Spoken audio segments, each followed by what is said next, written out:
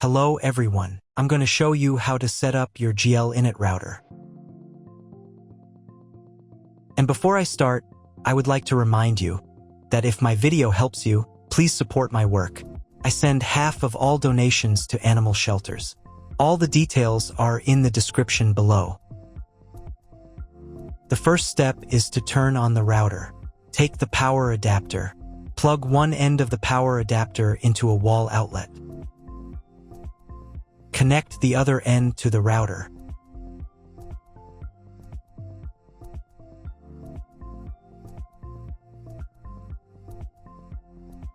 When it's powered on, a light will illuminate.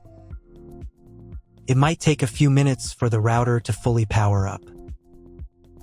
Next, plug the cable from your broadband provider or modem into the internet port. This port is often called WAN and is usually a different color. Each cable should be inserted until it clicks. Now you should reset the router to its factory settings.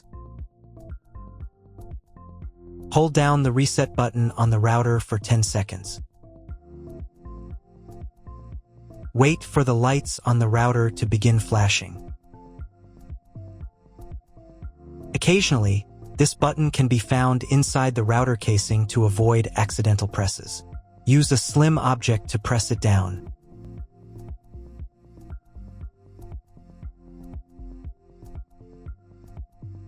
The router will reboot, resetting all the settings to their original factory defaults. Connect one end of the Ethernet cable that came with the router to an Ethernet port.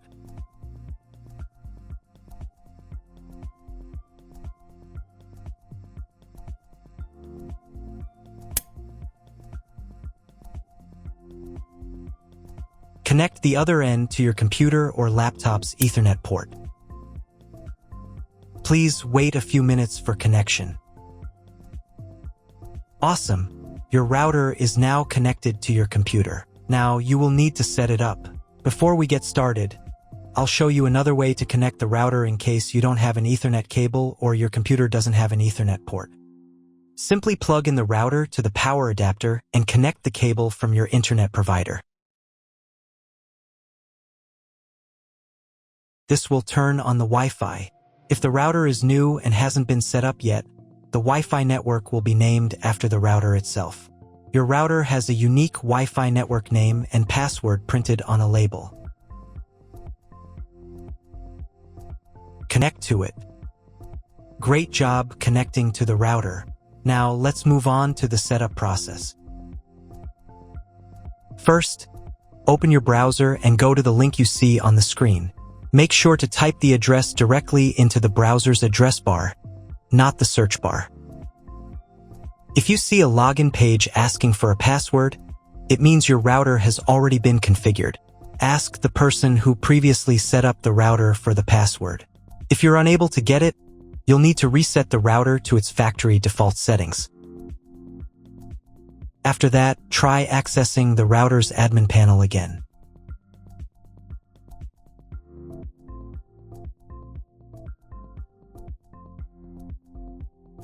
Depending on the firmware version of your router, the setup process may look slightly different.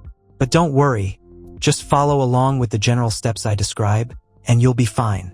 On the first page, you will need to select the router's language. I'll leave it in English. Click the next button to proceed.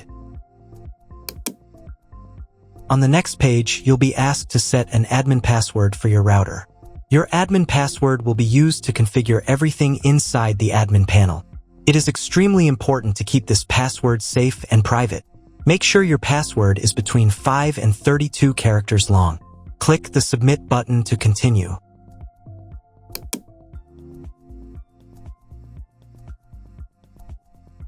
Now it's time to choose your internet connection type. This information can usually be found in your internet provider's contract or welcome documents. Click on the Modify button to open the options. From the drop-down list, choose the correct connection type for your network. Again, this should match what your internet provider has given you. If you're unsure which one to choose, select this default option. It's the most commonly used. Click the Apply button to save your selection. Now let's change the name and password of your Wi-Fi network. From the menu, click on Wireless. Then, on the wireless page, click the Modify button. In this field, enter the new name for your Wi-Fi network. In the next field, enter your new password. The Wi-Fi password must be between 8 and 64 characters long. Click the Apply button to save your new network name and password. If you are connected to the router via Wi-Fi, you'll now need to reconnect using the updated network name and password. This also applies to the 5 GHz network if you're using both bands.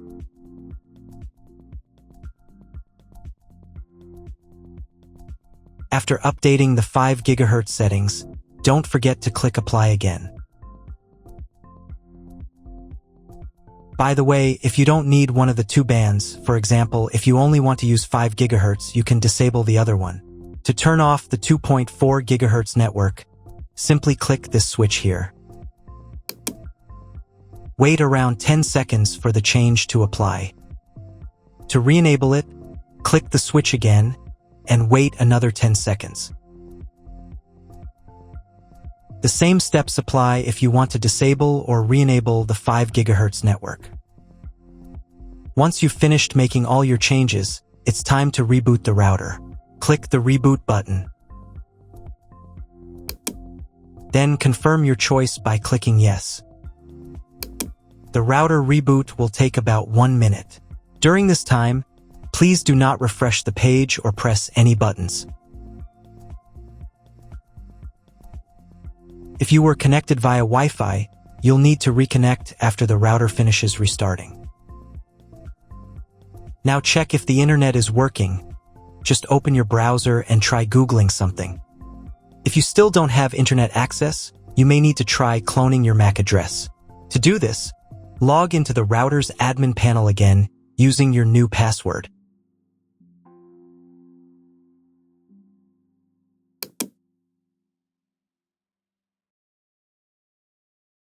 Navigate to the More Settings tab.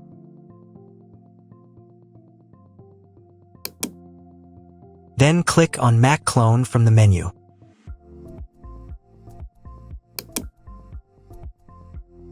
On this page, select the option from the drop-down menu that includes the word clone in parentheses. Your MAC address may look different from mine, and that's completely fine. Click the Apply button to save this setting.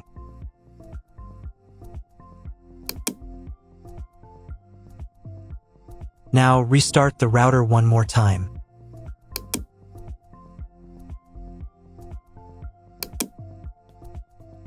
Wait for about 1 minute while the router reboots. If you were connected via Wi-Fi, you'll need to reconnect after the router finishes restarting. Once it's back online, check if the internet is working. Again, just try searching something on Google. If it still doesn't work at this point, it's time to contact your internet service provider. They will let you know the exact connection type required and provide any additional settings or login credentials if needed. That's all. If you found my video helpful, please support my work. Half of all donations I send to animal shelters. All details are in the description down below.